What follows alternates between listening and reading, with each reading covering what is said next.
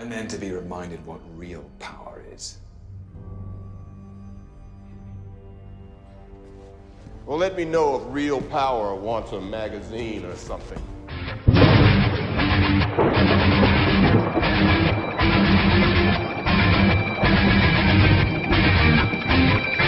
What's going on, Strictly Geek? I'm your host, David the Hammer Messick, and guys, today we are going to be breaking down the top 5 most powerful characters in the Marvel Cinematic Universe.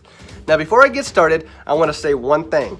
If you have not seen Endgame yet, and you do not want to be spoiled, do not continue to watch this, because I will be talking about things in Endgame. That being said, also, I'm not going to be talking about characters like Ego or Odin, Dormammu, Surtur, Hela, people like that. What I'm going to be talking about is the base characters, the main heroes that we've seen throughout the past 21 movies and what they've done. The guys saving the day. Alright, that being said, let's go ahead and jump into this. Guys, how I rank this is by taking everything together as a whole when I say most powerful. Now, that means durability, speed, stamina, experience, power output, all of it together, experience. Now, that being said, let's start off with number 5. Number 5, I have Iron Man. Iron Man has a suit that can basically go against anyone.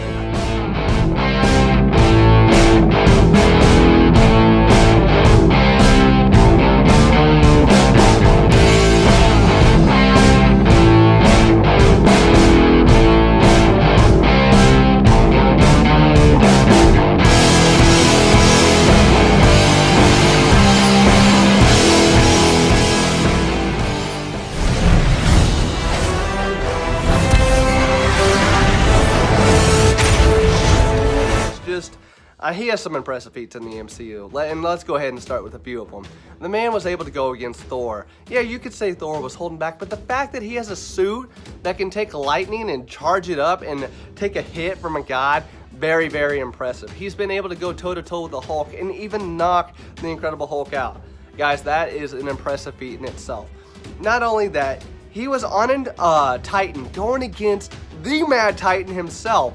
He took a moon, particles from a moon, smashing him down. He took a Power Stone blast, and he was able to keep going. That nanotech, that bleeding edge armor, man, that is top tier. He can basically use it to create swords, hammers, anything. That is why Iron Man is at number 5. The dude has some impressive feats. He's very, very, very skilled at what he does, and probably the smartest that we've seen in the Marvel Cinematic Universe. You throw another moon at me, and I'm gonna lose. Go to number 4, Wanda, Scarlet Witch. Now, I'm excited to talk about this one, because Scarlet Witch, man, did she show up in Endgame. But before we get to Endgame, let's go ahead and talk a little bit about Infinity War first. And let's go and talk about that scene that everybody remembers right at the end in the Battle of Wakanda. Wanda's sitting there looking at Vision, her love, and he's telling her to destroy an Infinity Stone. That's right, destroy an Infinity Stone. And at the same time, she's holding back Thanos with one hand while she's destroying an Infinity Stone in the other hand. What? That is just crazy. Yes, you can say Thanos was holding back. I mean, he was. When Thanos was in Wakanda, he wasn't there to really kill anybody. His goal was to get the stone and fulfill his mission. The snap. That's what all he was for. Thanos, if you notice, he never went throughout the entire movie just killing people to kill him. So yeah, he was holding back to an extent. But anyways, Wanda. The fact that he even had to try. She forced him to try. It's not like it was just easy for him. He didn't just walk up. She was doing that in an emotional state that she was a wreck. She was holding back the Mad Titan and destroying an Infinity Stone at the same time. That's just insane. But moving forward, Endgame, man. She showed up, and she probably did the most damage to Thanos in a one-on-one encounter. I mean, it was just absolutely awesome. You know, Thanos from the past, he's like, I don't even know who you are. And she's like, you took everything from me. You are gonna know who I am. And she was kicking his butt so bad to the point that she possibly could have killed him. That Thanos told Maul to have his ship start shooting down on the ground. And he's like, you know, that could take out our guys too. He's like, I don't care. I gotta get out of here. This chick about to wreck me. And she was. That is why I have Wanda in the number 4 spot. But that being said, Wanda's super, super powerful at the power output, but she's unstable. when it comes to durability, I mean, she was swatted away by one hand against Thanos in Infinity War.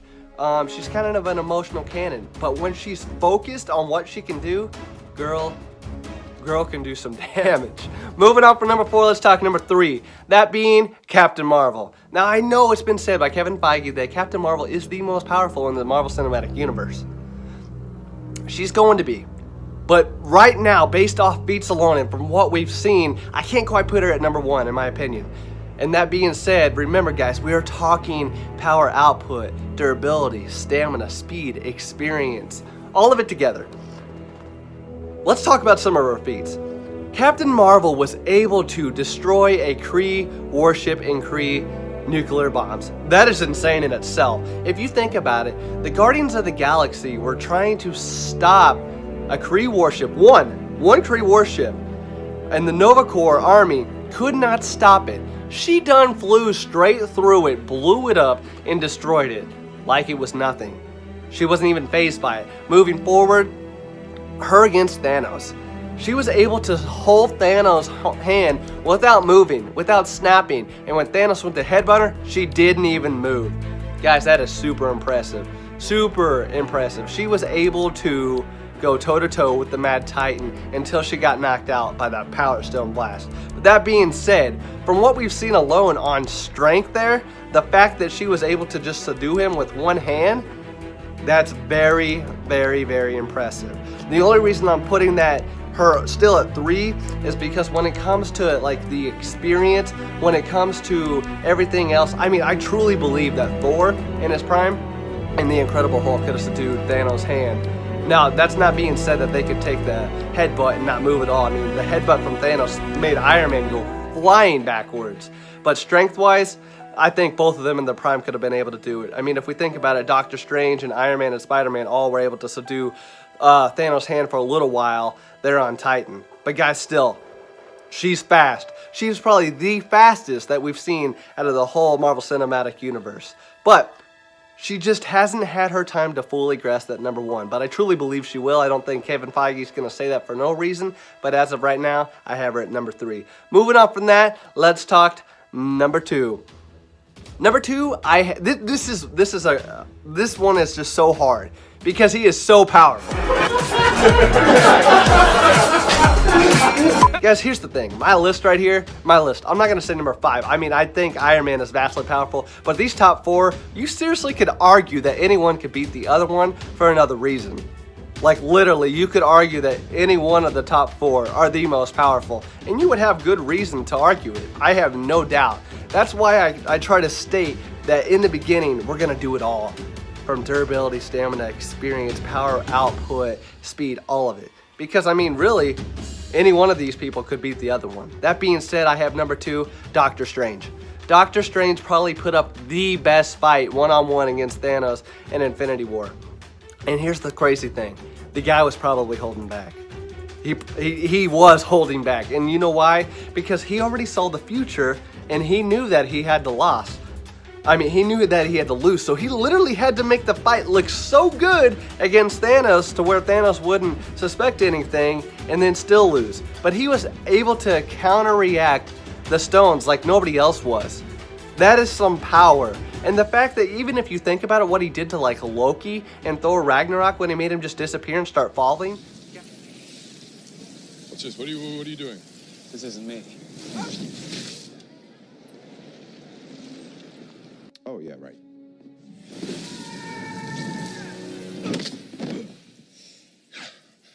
I have been falling for 30 minutes. So the power output and magical abilities, like he's top tier. Like he literally is the top tier of the Marvel Cinematic Universe. But when it comes to durability and stamina and how long he can keep going, I mean, if you think about it, Ebony Maw was able to choke him out and then he was done. He was easily defeated there. So when it comes to like durability as a whole and everything, that's why I have him at number 2. But his power output is definitely the greatest. It has to be. His abilities to just go against Thanos with that amount of power is absolutely insane. That being said, let's go ahead and get to number 1. That being the God of Thunder, Thor.